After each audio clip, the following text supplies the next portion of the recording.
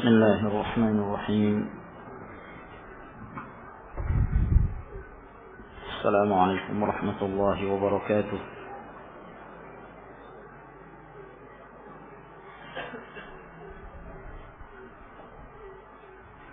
إن الحمد لله نحمده ونستعينه ونستغفره ونعوذ بالله من شرور أنفسنا ومن سيئات أعمالنا. من يهده الله فلا مضل له ومن يضلل فلا هادي له. وأشهد أن لا إله إلا الله وحده لا شريك له وأشهد أن محمدا عبده ورسوله.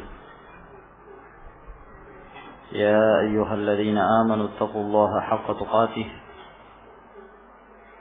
ولا تموتن إلا وأنتم مسلمون.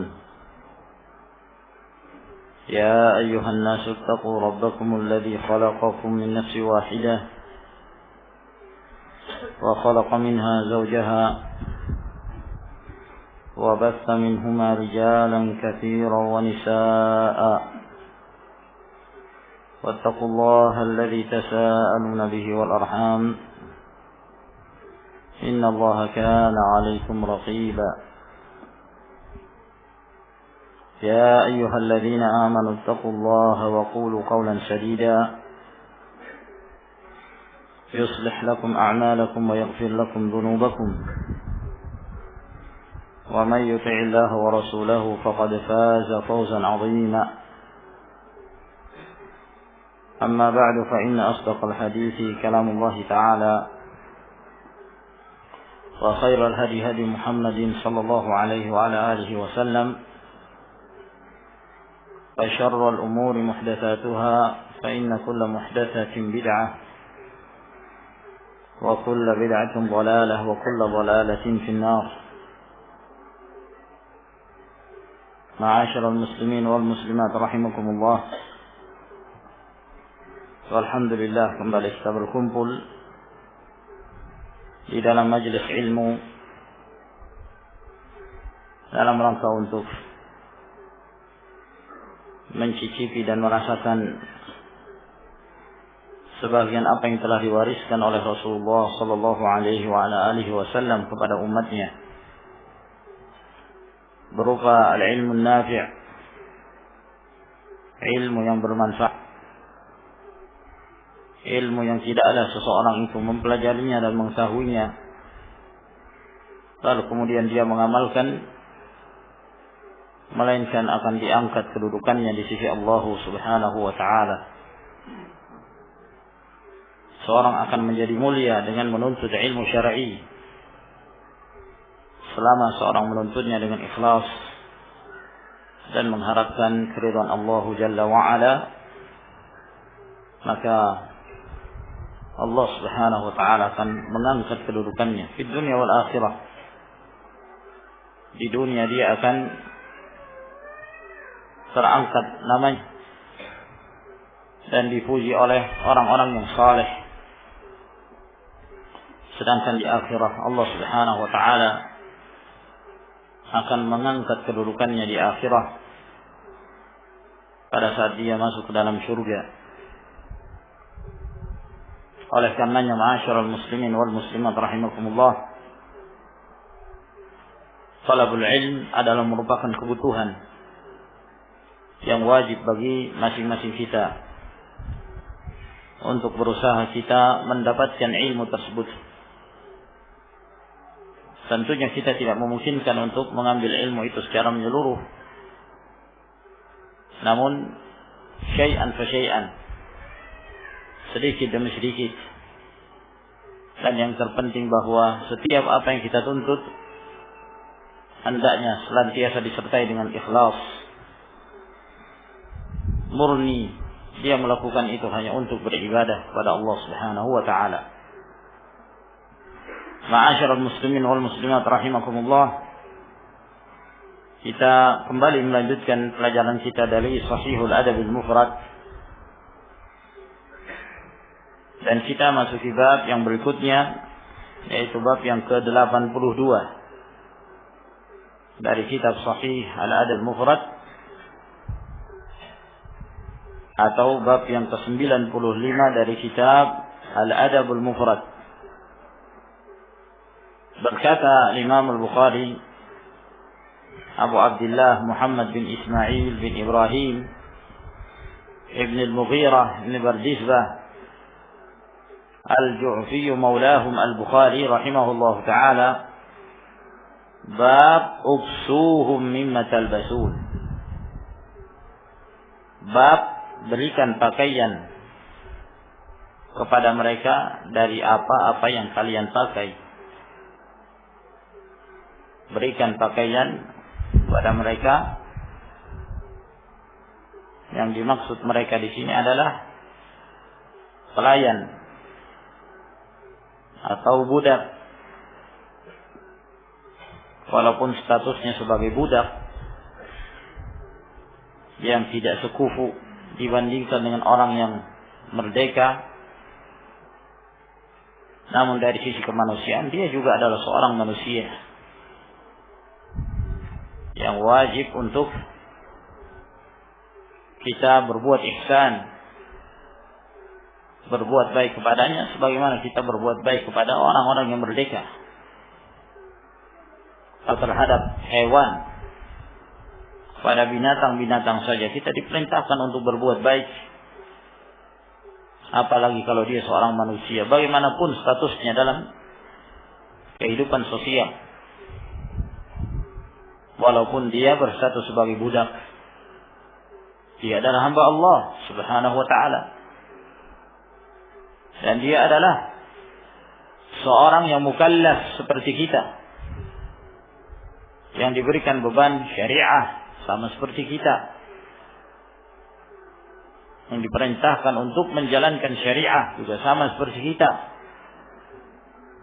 yang diperintahkan untuk menutup aurat sama seperti orang-orang merdeka. Sehingga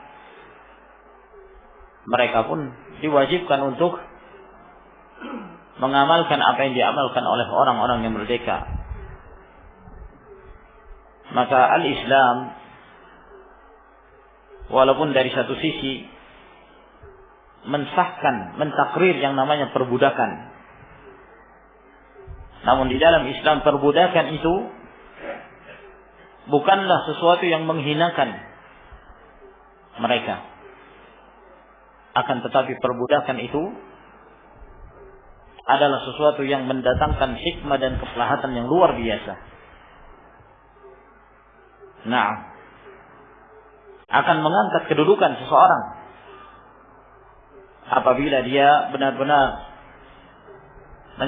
menjadikan dirinya sebagai seorang hamba Allah Subhanahu wa ta'ala. Dalam hadis yang diriwayatkan oleh Al-Imam Al-Bukhari, kata Nabi sallallahu alaihi wa ala alihi wasallam, "Thalathatun lahum ajran." Ada 3 kelompok yang mereka itu mendapatkan 2 pahala. Mendapatkan 2 kali lipat pahala. Ada 3 golongan dari manusia. Yang pertama kata Nabi sallallahu alaihi wa ala alihi wasallam, rajulun amana bi nabiyhi wa amana bi Muhammadin sallallahu alaihi wasallam. Seseorang yang beriman kepada nabinya sebelum diutusnya Rasulullah sallallahu alaihi wasallam, dia beriman kepada nabinya atau kepada Isa alaihissalam atau kepada Musa alaihissalam. Lalu setelah diutusnya Rasulullah SAW, maka dia beriman kepada Muhammad sallallahu alaihi wasallam. Maka dia mendapatkan 2 pahala. Wa 'abdun mamlukun idza adda haqqa Allah wa haqqa mawali.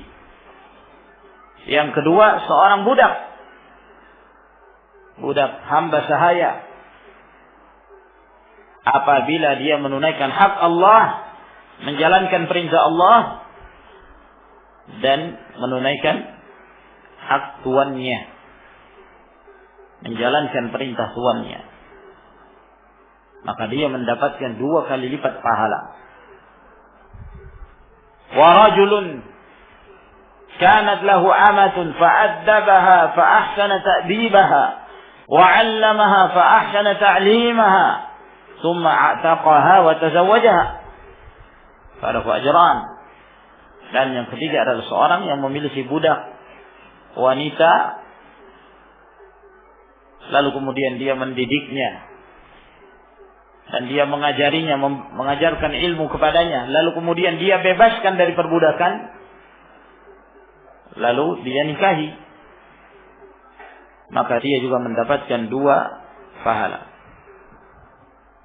Perhatikan di dalam hadis ini di mana Rasulullah sallallahu alaihi wasallam memuliakan seorang budak. Nah, maka dari sini menunjukkan bahwa perbudakan walaupun diakui di dalam Islam, perbudakan itu terjadi karena hal-hal tertentu yang itu kembalinya kepada kemaslahatan mereka. Nah, di antara salah satu yang menyebabkan munculnya perbudakan karena peperangan misalnya. Kaum muslimin berperang melawan orang-orang kafir, al-musyrikin. Lalu kemudian kaum muslimin berhasil menangkap, menahan dari kalangan orang-orang kafir. Lalu kemudian mereka berstatus sebagai budak-budak. Nah, mereka berstatus sebagai budak-budak. Nah, kemudian mereka ketika ditawan oleh kaum muslimin, mereka melihat dan menyaksikan bagaimana akhlaknya muslimin itu. Bagaimana kaum muslimin dalam menyikapi tahanan-tahanan mereka. Tidak ditinggalkan kelaparan begitu saja, tidak dianiaya. Nah, ya. Namun di ihsan, berbuat kepada mereka,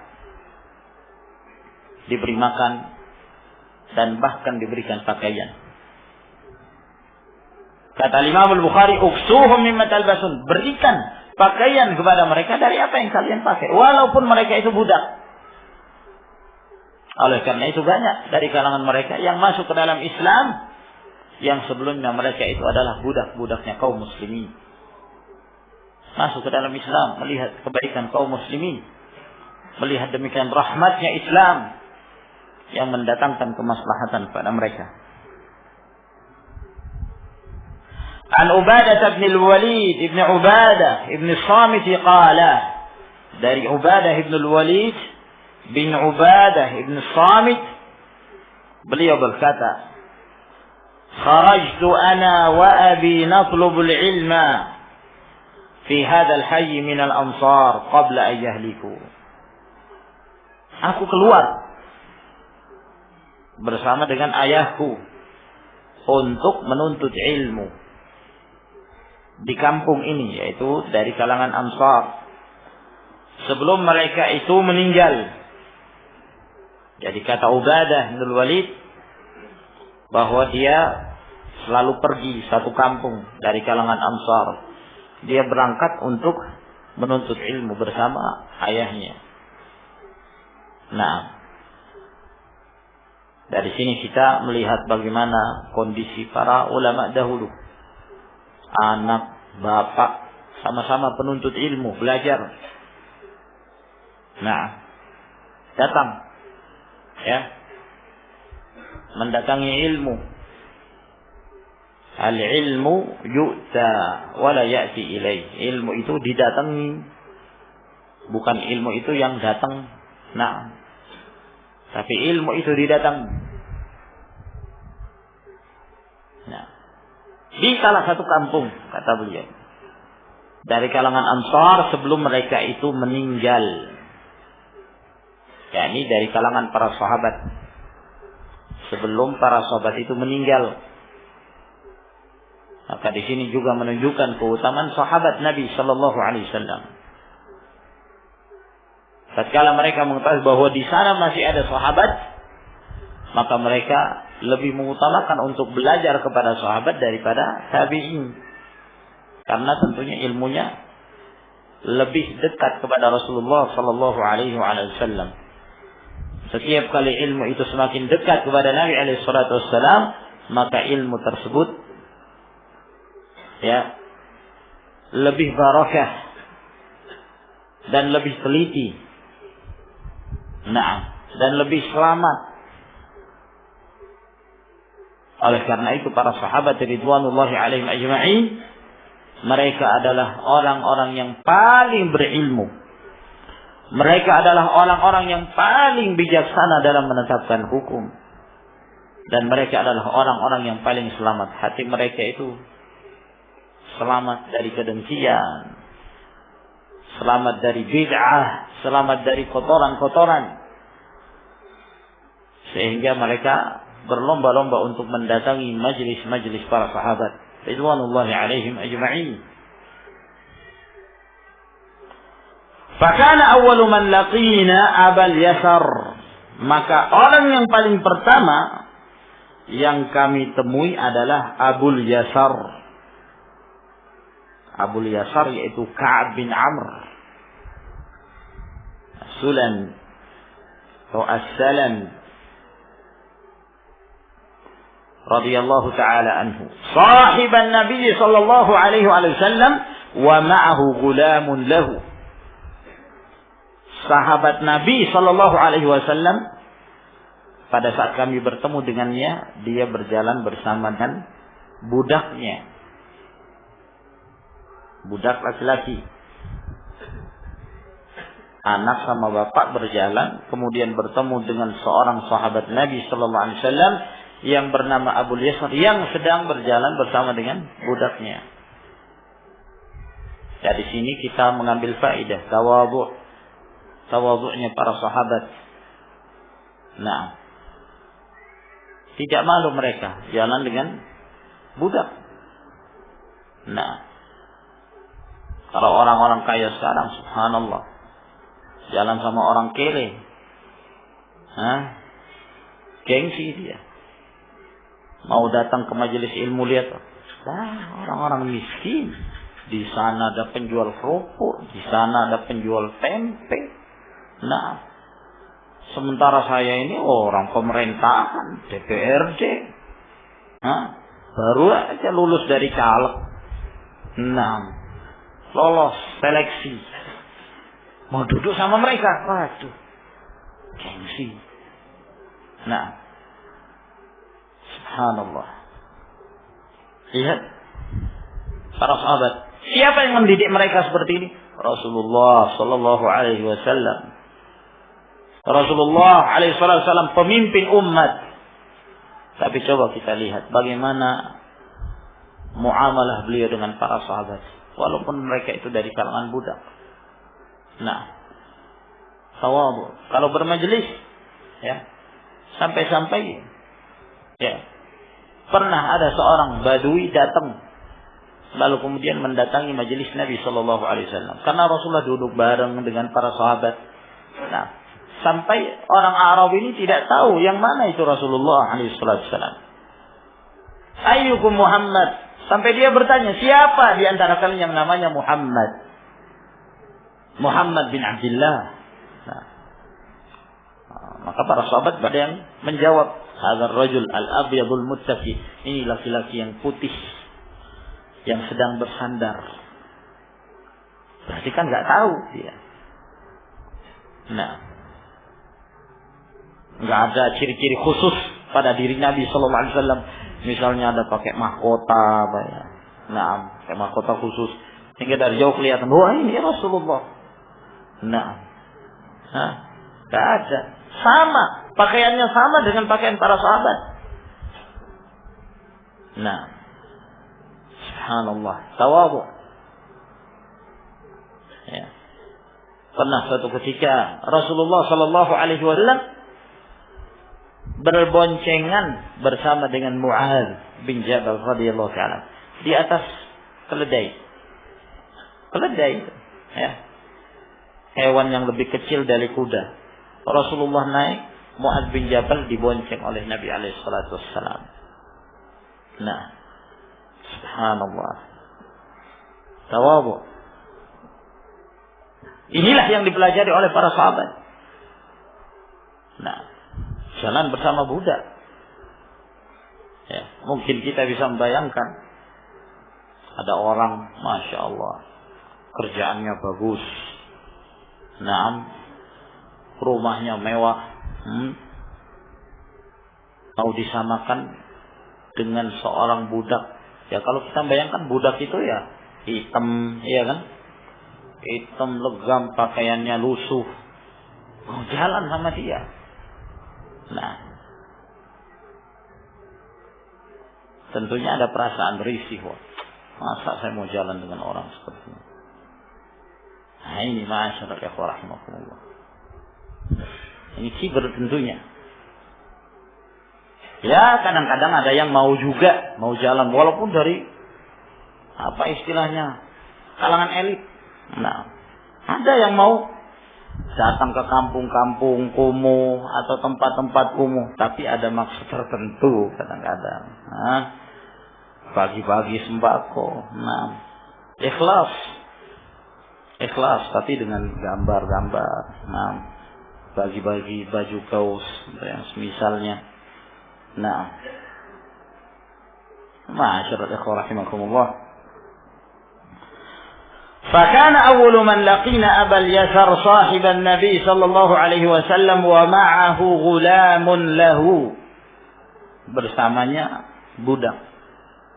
وعلى أبي اليسر بردة ومعافري, bersama Abu Yasar, yakni Abu Yasar pada waktu itu sedang memakai burdah dan ma'afiri.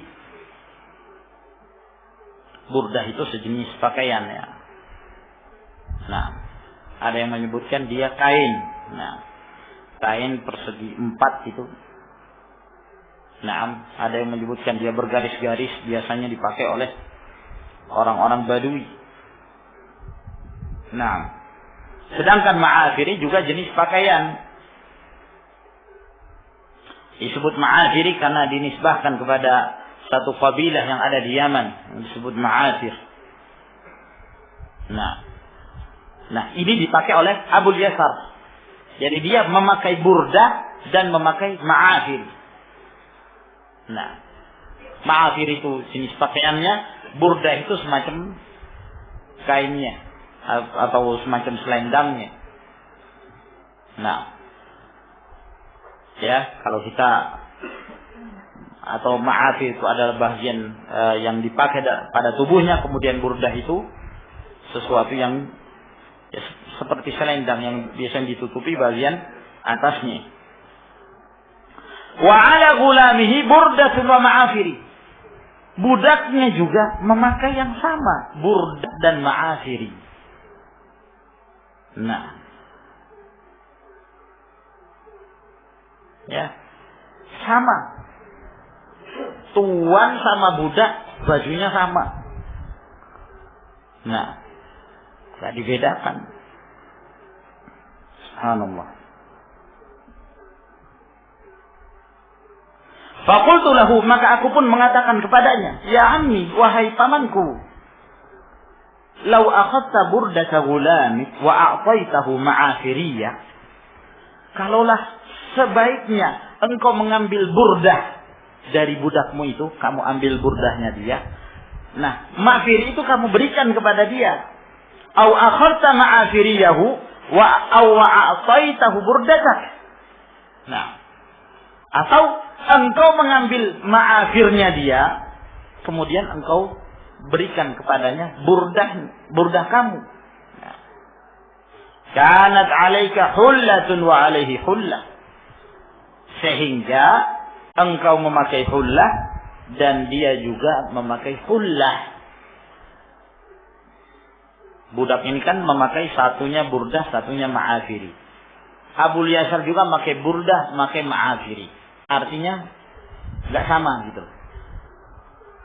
Ya, burdah itu jenis kain tersendiri, jenis pakaian tersendiri, ma'afiri juga jenis kain tersendiri. Beda. Nah, katanya Ubadah bin Walid, dia mengatakan kepada Abu Yasar, kalau sebaiknya burdah kamu itu kasihkan ke budak kamu. Kamu ambil ma'afirinya dia. Nah, sehingga kamu memakai hullah, dia juga pakai hullah. Yang dimaksud hullah itu, ya, yaitu pakaian yang terdiri dari 2 lembar pakaian. Ini satu pasang. Yang satunya untuk di bawah, ya, seperti sarung. Yang satunya lagi di atas, itu namanya hullah. Nah, jadi pakaian orang-orang dulu itu ya seperti itu keadaannya. Jadi jangan kita membayangkan di zaman Rasulullah SAW seperti orang-orang Saudi sekarang ini. Nah, jangan kita membayangkan seperti itu. Akhirnya mereka yang bodoh-bodoh, yang memang tidak mengerti, yang taunya cari duit, bikin film, ya seperti orang Saudi gitu. Nah, kalau dahulu itu mereka 2 pasang. Biasanya mereka memakai 2 pasang. Untuk sarung, seperti sarung, dan di atas. Nah, ya kalau mungkin kita permisalkan ya seperti orang pakai sarung kemudian pakai baju koko gitu. Nah, kira-kira seperti itu. Yani yang kita maksudkan di sini sepasang, bagian bawah dan bagian atas. Nah, baru disebut hullah. Ya, karena sepasang. Nah, sehingga Ubadah ini mengatakan kepada Abu Yasar, kamu pakai 2 burdah, dia pakai 2 ma'afiri. Tukar. Nah, sehingga kamu satu pasang, dia juga sama-sama pakaiannya hullah gitu. Biar serasi. Nah, ya. Famasaha ra'si, maka beliau pun menyapu kepalaku. Menyapu kepala itu tanda kasih sayang, ya. Nah, bukan mandang enteng orang. Nah, biasanya kebiasaan sebagian daerah, ya. Kalau kepala yang dipegang, marahnya bukan main. Nah, tapi kalau di Arab tidak, pegang kepalanya kalau lagi marah, pegang. Oh, senang dia. Nah, pegang jenggotnya. Salawat ya akhi, sholli ala nabi, sholli. Nah, senang dia. Ya. Maka dia mengusap kepalaku. Wa qala, lalu kemudian dia berkata, Allahumma barik fi. Ya Allah, berikanlah barakah kepadanya. Nah, ini kepada anak tersebut Ubadah bin Walid didoakan. Subhanallah. Ya. Dan begitulah mereka. Doa itu seakan-akan sudah menjadi suatu hal yang sering. Nah, ada satu perbuatan itu biasanya selalu disertai dengan doa. Barakallahu fiik. Ada orang memberi jazakallahu khairan dan seterusnya. Nah, berbentuk doa. Ya ibna akhi, wahai anak saudaraku, basura aynaya hataini wa sami'a udhunaya hatain wa wa'ahu qalbi wa asyara ila manati qalbihi. Kata beliau, kedua mataku ini melihat dan kedua telingaku ini mendengar dan hatiku menghafalnya. Sambil beliau mengisyaratkan kepada manaf. Yang dimaksud manaf yaitu urat yang menggantung di hatinya, qalb atau di jantungnya. Qalb itu sebenarnya jantung ya, cuman ya karena orang sudah sering mengatakan hati ya sudah di hatinya. Nah, ya karena aneh kalau kita mengatakan jaga jantungmu. Nah ini dokter kalau mengatakan itu ya masuk akal. Nah, tapi yang dimaksud ya qalb ya ini maksudnya hati, ya ini jantung. Sambil dia mengisyaratkan ke hatinya. Lalu kemudian beliau mengatakan An-Nabi sallallahu alaihi wasallam yaqulu, bahwa Nabi sallallahu alaihi wasallam bersabda. Jadi maksud beliau tadi ketika dia mengatakan kedua mataku melihat, kedua telingaku mendengar dan dihafal oleh hatiku, maksudnya sabda Nabi sallallahu alaihi wasallam. Beliau mendengarkan langsung dari Rasulullah alaihi salatu wassalam apa yang akan beliau sampaikan ini. Ketika Rasulullah bersabda, mata saya melihat, kedua telinga saya mendengarkan sabda itu, dan hatiku pun menghafalnya. Bahwa Nabi sallallahu alaihi wasallam bersabda, "At'imuhum mimma ta'kulun." Berikanlah makan kepada mereka dari apa yang engkau makan. Wa albisuhum mimma talbasun. Dan berikan pakaian kepada mereka dari apa yang engkau pakai. Ini keutamaan. Begitulah Rasulullah sallallahu alaihi wasallam mengajarkan kepada kita, dan itu merupakan salah satu bentuk tawadhu seseorang. Bukanlah suatu hal yang hina ketika kita punya pembantu, kita berikan pakaian yang seperti yang kita pakai. Nah, tuh nanti anak dianggap pembantu juga. Nah, ya kan berarti ada sesuatu ini. Ya, kata Rasulullah sallallahu alaihi wasallam, ya, beri makan seperti yang kalian makan. Nah, bukan suatu hal yang tercela. Ketika kamu makan daging, berikan kepada dia juga seperti apa yang kamu makan. Dia juga makan daging. Itu kemuliaan.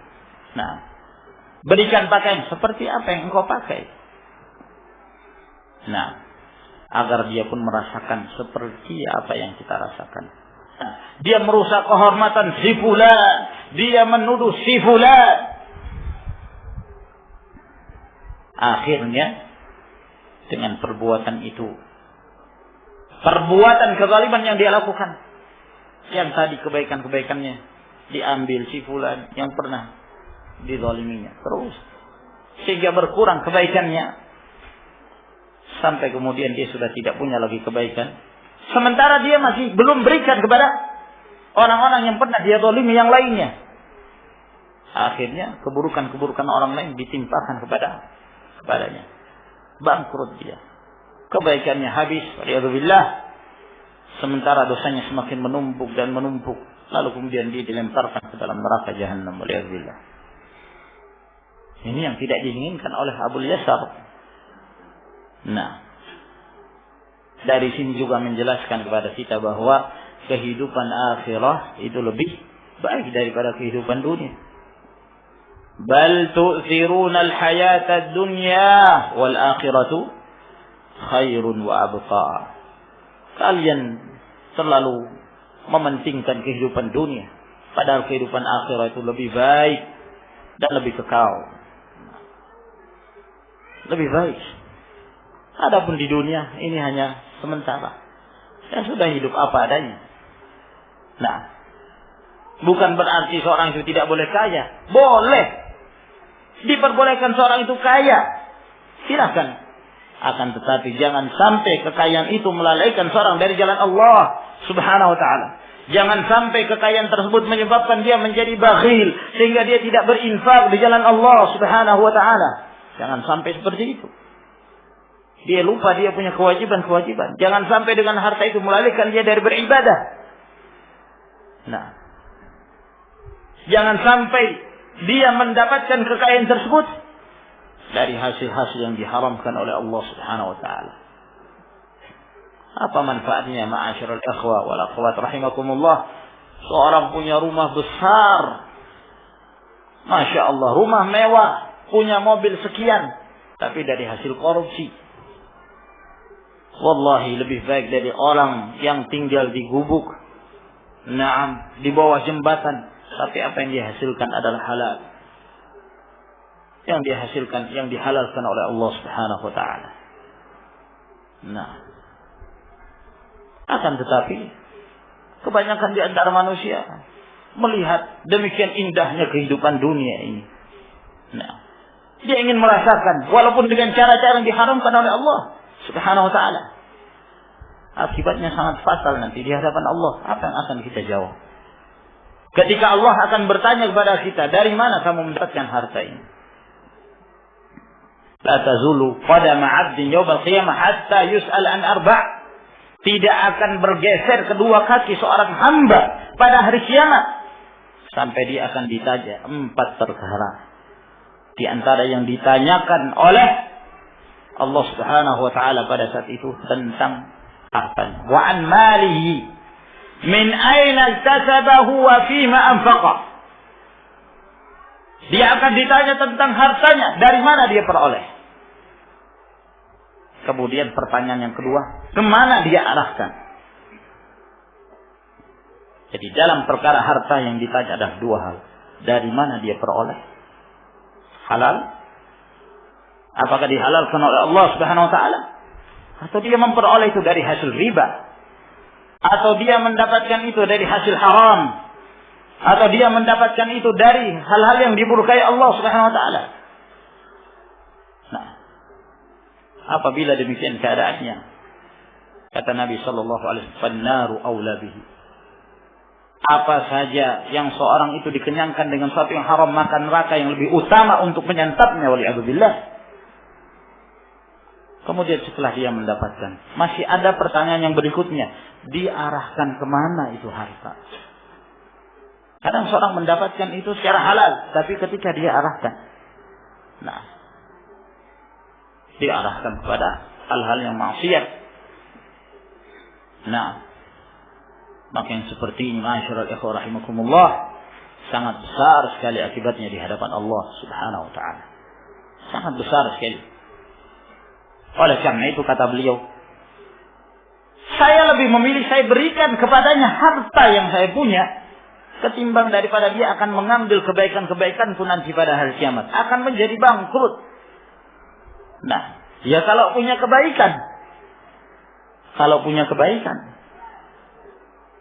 waliyadzubillah, sampai tidak punya kebaikan, kita menyangka kita punya banyak amalan, ya, lalu kemudian kita menghadap kepada Allah, faja'alnahu haba'an mansura, kami jadikan amalan itu seperti debu yang berterbangan, ternyata tidak bermanfaat.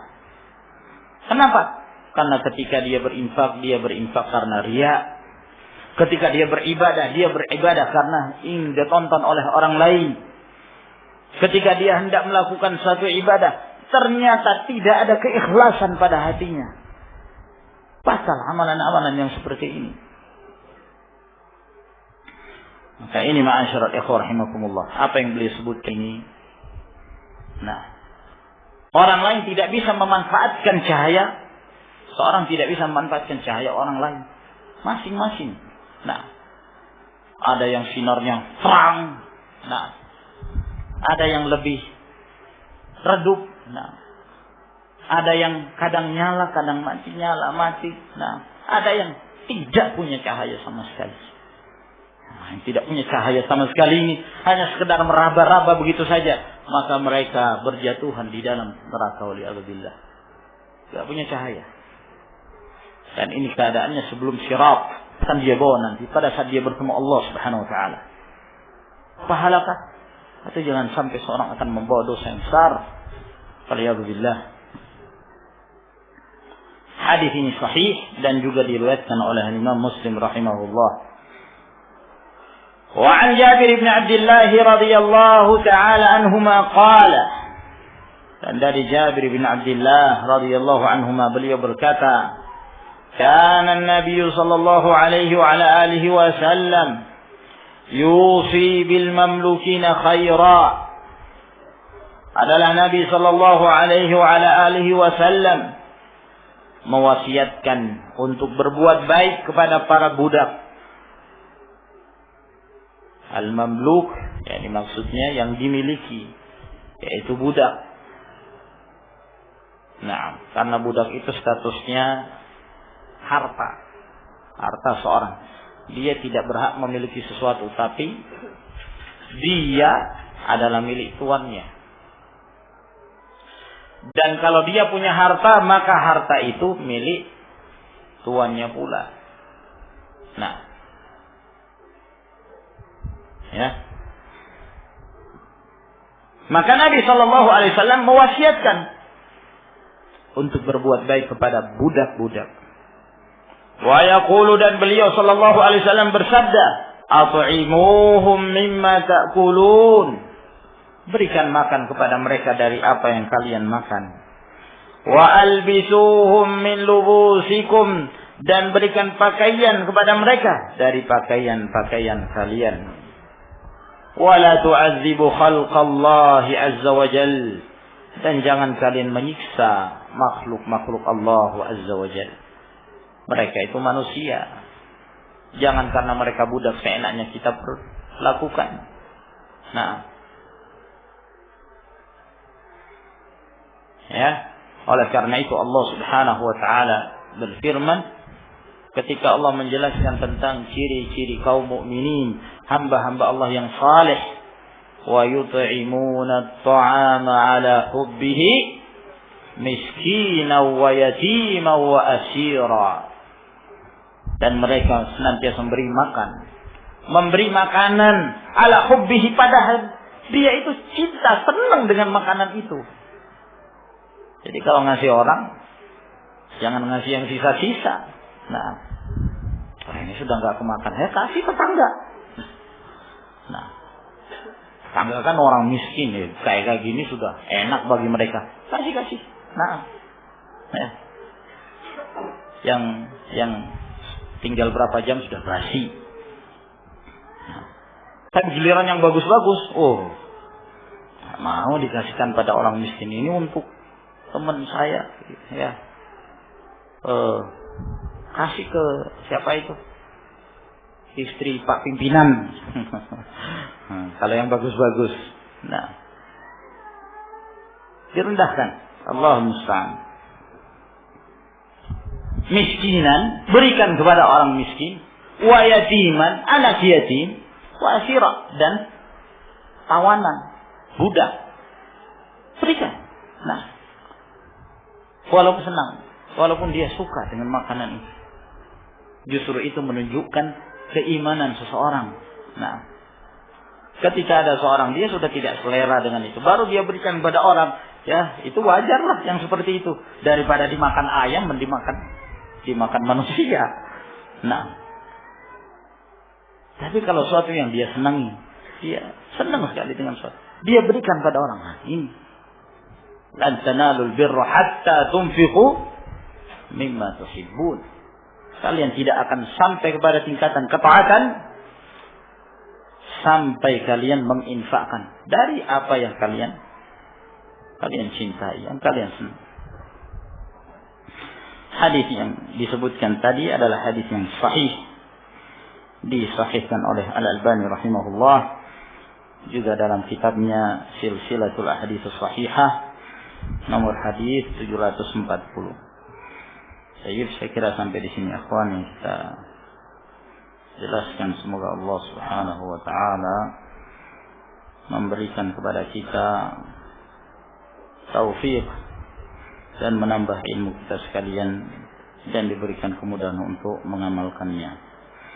Ini ada pertanyaan, mengapa masih ada orang-orang Islam yang menganggap poligami dan perceraian sesuatu yang aib dan menjadi buah bibir, padahal kedua perkara tersebut diridai Allah Subhanahu wa taala. Dan juga adanya riwayat Mughirah bin Syu'bah radhiyallahu anhu yang banyak menikah dan sering mencerai istrinya. Di sini ada dua pembahasan. Yang pertama masalah poligami, dan yang kedua masalah perceraian. Adapun masalah poligami, adalah perkara yang tidak diragukan syariatnya dan dianjurkannya. Sebab Allah Subhanahu wa taala menyebutkan anjuran menikah pertama kali dengan berpoligami. Kalau merasa tidak mampu berbuat adil, baru pindah ke tingkatan yang rendah, ya, yaitu menikah dengan satu saja. Ya, jadi yang tinggi itu poligami. Fankihu ma taba lakum minan nisa'i matna wa thulatha wa ruba'. Fa illam ta'dilu fawahidatan. Nah, ya kan? Aw ma malakat aymanukum. Nikahilah wanita yang baik-baik 2. Ini yang pertama kali. Nah, atau 3 atau 4. Kalau kalian tidak mampu berbuat adil, maka 1. Salatlah kalian dalam keadaan berdiri. Kalau tidak mampu, terus salat duduk. Nah, ya. Ayat ini sudah cukup untuk menunjukkan sesuatu yang dianjurkan. Nah, dalam Sahihul Bukhari hadis Ibn Abbas. Ibn Abbas bertanya kepada seorang muridnya, kalau tidak salah Atha bin Abi Rabah rahimahullah taala, hal tazawwajta? Apakah kau sudah menikah? Nah, kata dia, belum. Kata Ibn Abbas, tazawwaj fa inna khaira hadhihi al-ummah aktsaruha nisa'. Menikahlah kamu. Sesungguhnya orang yang paling baik dari kalangan umat ini adalah yang paling banyak istrinya. Nah, di dalam hadis ini ada 2 makna. Makna yang pertama, bahwa orang yang terbaik dari kalangan umat ini yang paling banyak istrinya, maksudnya Rasulullah SAW. Rasulullah itu orang yang paling baik. Ya, beliau yang paling banyak istrinya. Ini makna pertama. Makna yang kedua yang dimaksud oleh Ibn Abbas radhiyallahu anhu, bahwa apabila seorang semakin banyak istri semakin baik. Tentang disyariatkannya poligami ini, bahwa ini adalah merupakan ibadah yang seorangnya mendekatkan diri kepada Allah Subhanahu wa taala. Namun dari sisi itu pula jangan serampangan. Nah, jangan serampangan. Nah, rayakan sunnah. Ya, iya kalau sunnah tidak boleh serabutan gitu. Nah, ada pertimbangan. Nah, dan itu dikembalikan pada laki-lakinya, bukan pada perempuannya, pada laki-lakinya. Kalau dia merasa mampu berbuat adil, nah, silakan. Nah, ya, dan difahamkan kepada istri bahwa tidak boleh seorang itu mencegah suaminya untuk berpoligami. Apalagi kalau itu adalah merupakan suatu kebutuhan. Ini yang pertama. Adapun tentang masalah perceraian, ya, beda antara hukum poligami dengan hukum cerai. Nah, ya, beda. Perceraian hukumnya boleh.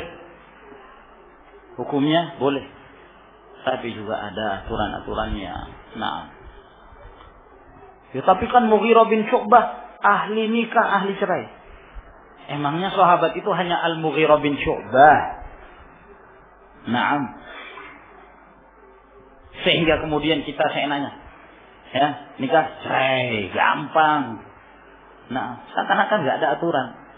Nah, jangan seperti itu. Itu justru akan merendahkan kedudukan kita pula. Nah, ketika diketahui kalau sudah 3 kali nikah cerai, orang akan tahu. Itu paling-paling kalau mau nikah lagi, ceraikan lagi. Sudah, jangan dikasih anaknya. Jangan disamakan dengan Al-Mughirah bin Syu'bah. Mughirah bin Syu'bah itu orangnya luar biasa. Ya. Nah, dengan kata-katanya beliau mampu untuk membuat orang itu kagum kepadanya. Nah, kita belum ngomong orang sudah nggak mau. Nah, ini masyarakat ikhwan rahimakumullah, semoga Allah Subhanahu wa taala memberi manfaat. Sampai di sini wa akhiru da'wana alhamdulillah rabbil alamin. Wassalamualaikum warahmatullahi wabarakatuh.